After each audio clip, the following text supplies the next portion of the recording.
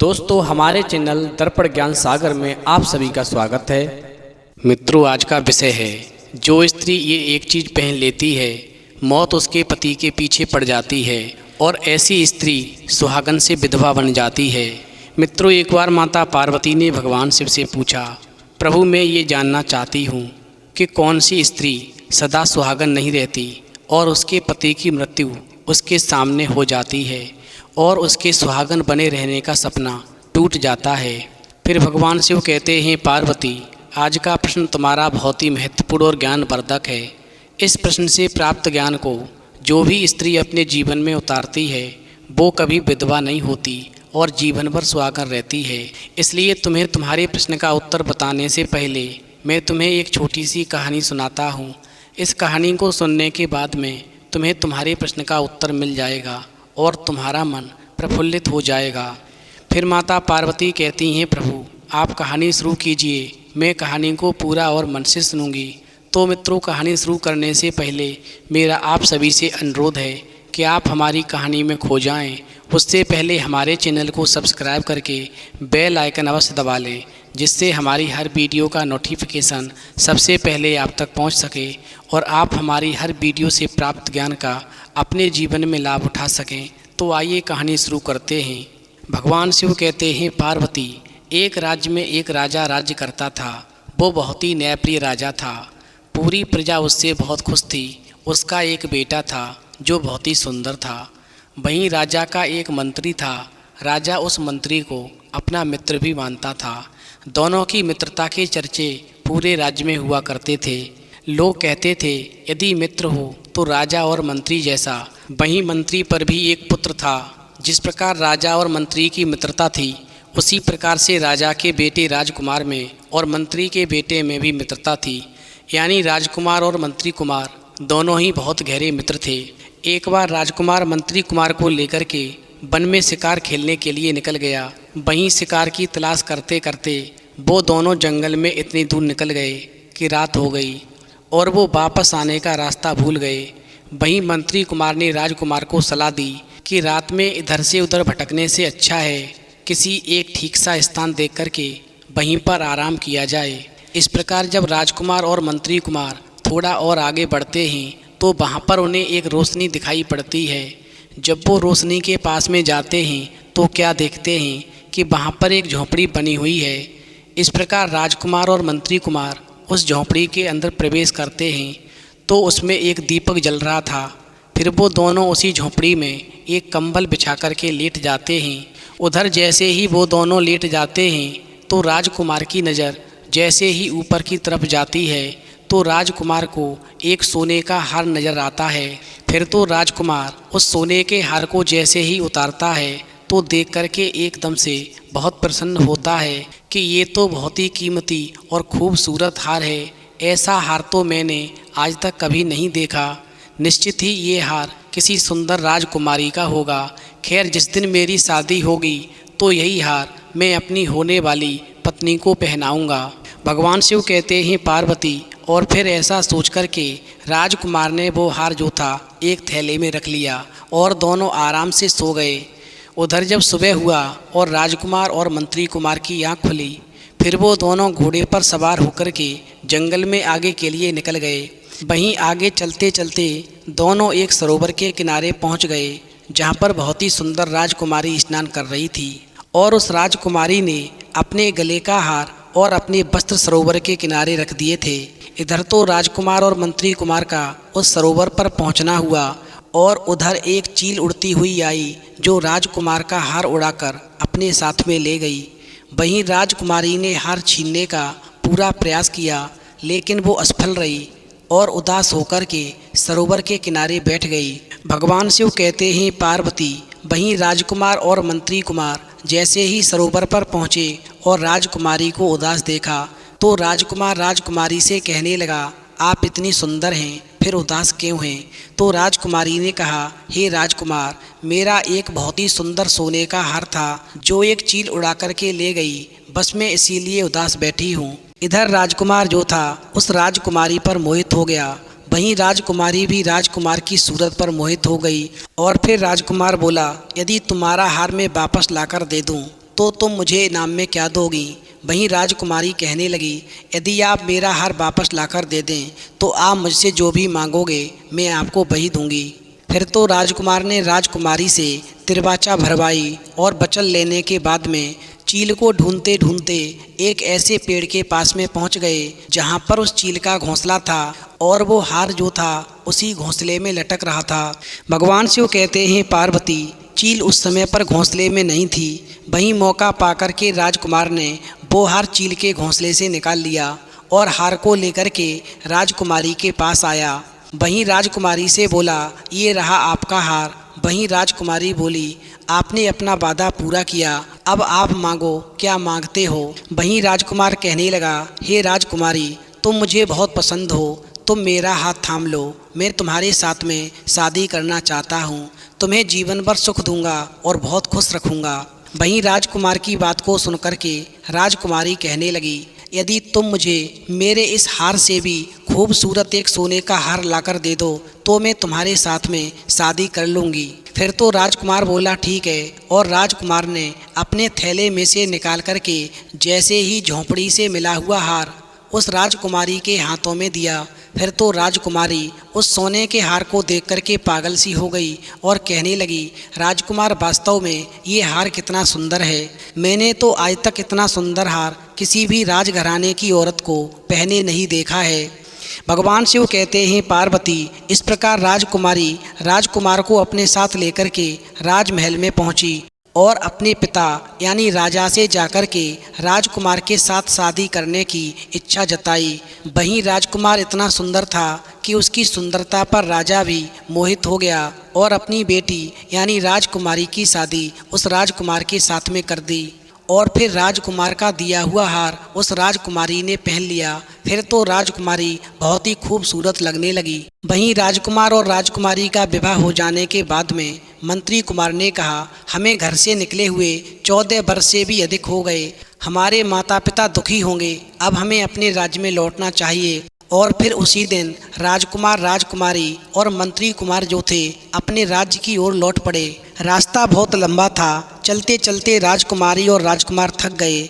वहीं मंत्री कुमार ने उनके आराम की व्यवस्था एक वृक्ष के नीचे कर दी। उधर जब राजकुमार और राजकुमारी वृक्ष के नीचे सो रहे थे तो वृक्ष पर 2 पंछी भी कहीं से आकर बैठ गए। वो आपस में कुछ बातें करने लगे। वहीं मंत्री कुमार बुद्धिमान तो था ही, साथ ही पक्षियों की भाषा को भी समझता था। वहीं वृक्ष पर बैठे दोनों पक्षी जब आपस में बातचीत करने लगे तो मंत्री कुमार ने सुना, एक पंछी कह रहा था कि मंत्री कुमार और राजकुमार एक दूसरे को प्यार तो खूब करते हैं, परंतु कल इन दोनों का साथ छूट जाएगा। वहीं दूसरे पंछी ने पूछा, वो कैसे? तो पहले पंछी ने बताया, यहाँ से चलकर राजकुमार जब अपने राज्य में पहुँचेगा तो राजा इसकी सवारी के लिए हाथी भेजेगा और उस हाथी पर चढ़कर राजकुमार जब महल की ओर जाने लगेगा तो हाथी इसे पटक कर मार डालेगा। वहीं दूसरे पंछी ने कहा, ये तो बड़े ही दुख की बात है, क्या किसी तरह से राजकुमार के प्राण नहीं बच सकते हैं?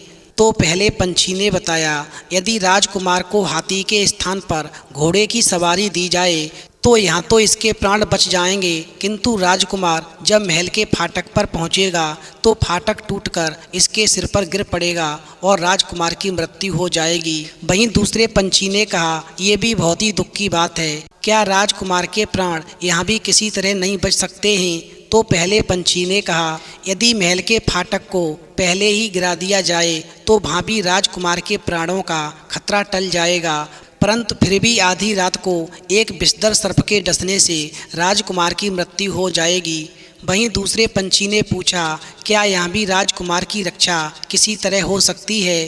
तो पहले पंछी ने कहा, यदि सर्प को कोई मार दे तो राजकुमार के प्राण बच जाएंगे, किंतु यदि राजकुमार की रक्षा करने वाला किसी से इन बातों को बताएगा तो वो उसी समय पत्थर का हो जाएगा। वहीं दूसरे पंछी ने पूछा, क्या वो पत्थर से कभी मनुष्य भी बन सकेगा? तो पहले पंछी ने कहा, यदि उस पत्थर के सामने राजकुमार के 2 पुत्र बलिदान कर दिए जाएंगे तो वो पत्थर जीवित होकर मनुष्य हो जाएगा।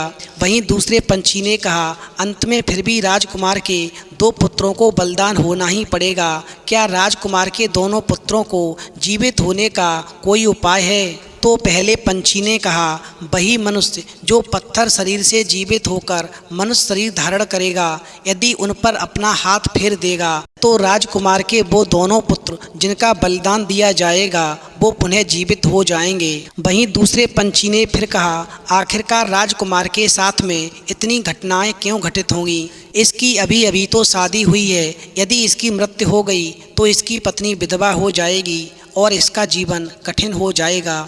वहीं पहला पंछी फिर कहने लगा, मैं तुम्हें बताता हूँ कि राजकुमार के पीछे मौत क्यों पड़ी है, क्योंकि राजकुमारी जिस सोने के हार को पहने हुए है वो हार एक राजकुमारी का था जिसे एक राक्षस ने जंगल में मार डाला था और हार को छीन करके अपनी झोपड़ी में टांग दिया था।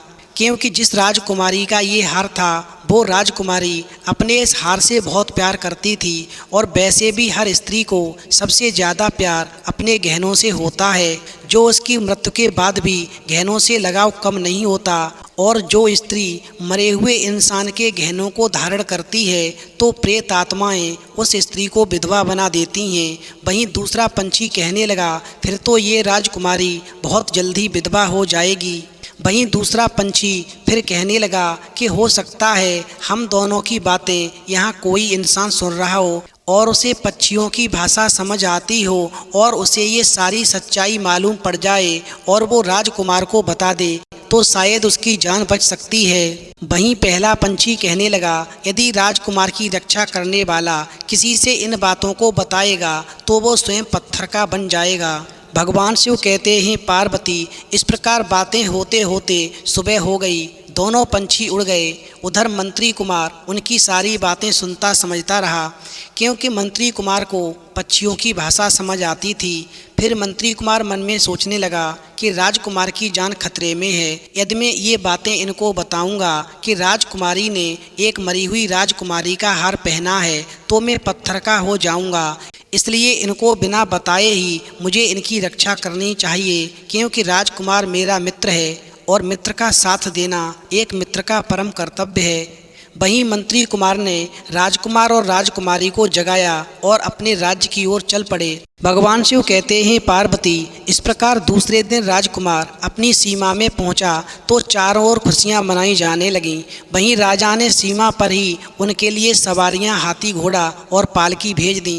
किंतु राजकुमार जब हाथी पर सवार होने लगा तो मंत्री कुमार ने, जिसे पंछी की बातें याद थीं, राजकुमार से कहा, हे राजकुमार, मेरी इच्छा है कि आज मैं हाथी पर चढ़कर राजमहल तक चलूं और तुम हाथी पर न बैठकर के इस घोड़े पर बैठकर चलो। वहीं राजकुमार ने कहा, अरे मित्र, तुम कैसी बातें करते हो, इसमें कौन सी बड़ी बात है। लो, मैं घोड़े पर बैठता हूँ, तुम हाथी पर चढ़ जाओ। वहीं मंत्री कुमार हाथी पर, राजकुमारी पालकी में और राजकुमार घोड़े पर चढ़कर महल तक पहुँच गए। वहीं महल के फाटक के पास में पहुंचकर मंत्री कुमार ने पंछी की बात याद करके राजकुमार से कहा, हे राजकुमार, यदि तुम मेरी बात मानो तो ये फाटक गिरवा कर फिर महल के भीतर घुसो। चूँकि राजकुमार मंत्री कुमार की कोई भी बात नहीं टालता था, इसीलिए राजकुमार ने अपने पिता से कहकर के महल का फाटक गिरवा दिया। इस प्रकार राजकुमारी को लेकर के राजकुमार और मंत्री कुमार महल में प्रवेश कर गए।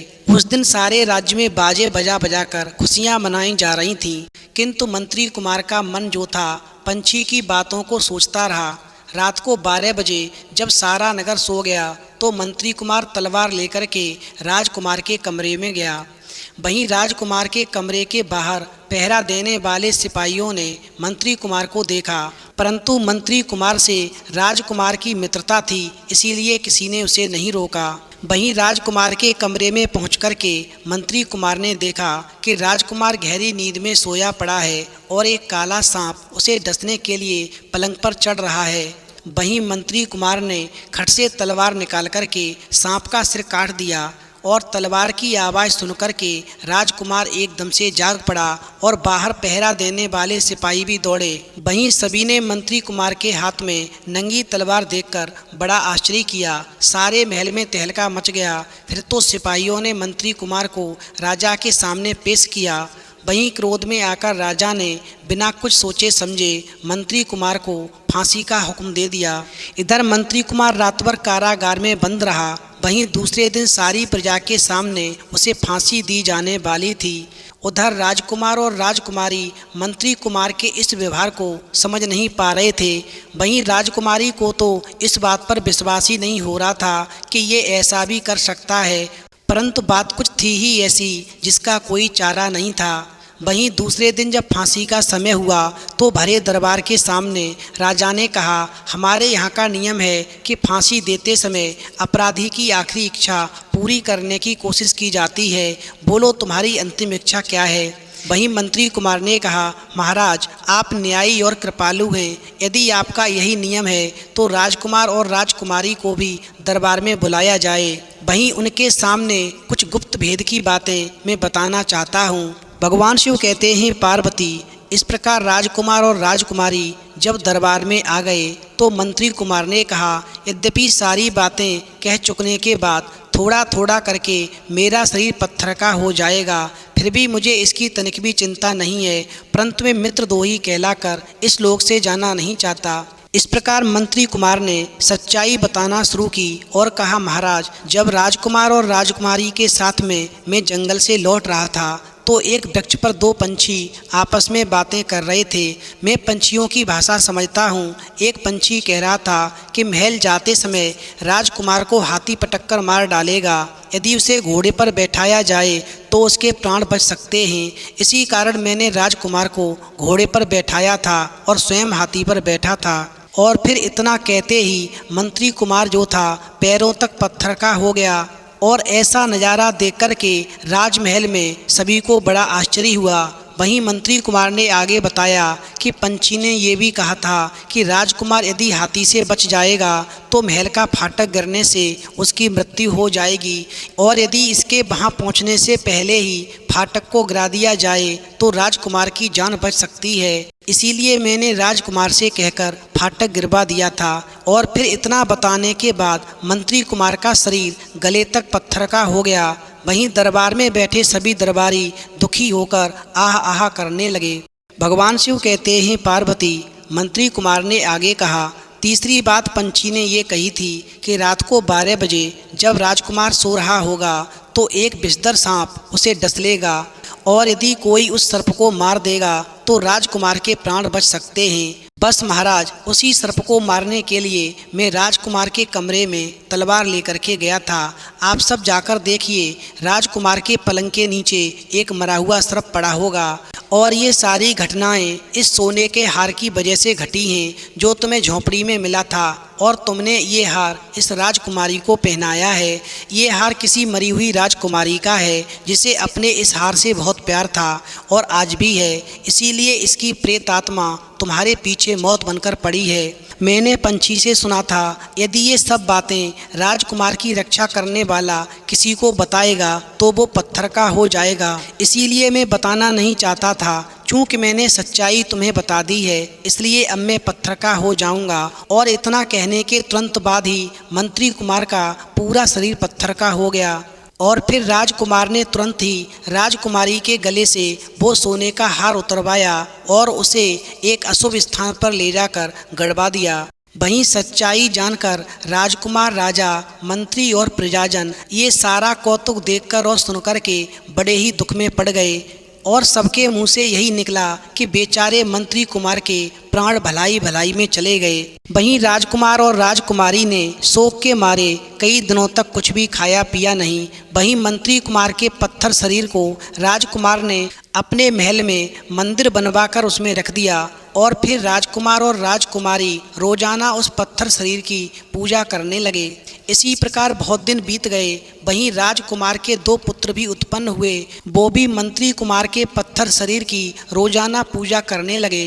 भगवान शिव कहते हैं, पार्वती इस प्रकार एक दिन राजकुमार जब पत्थर शरीर की पूजा कर रहा था तो मंत्री कुमार प्रकट होकर बोला, हे राजकुमार, यदि तुम मुझे निरपराध समझते हो और चाहते हो कि मैं फिर से जीवित हो जाऊं तो तुम अपने दोनों पुत्रों का बलिदान मेरे सामने कर दो, जिससे मैं पुनः पत्थर से इंसान बन जाऊंगा।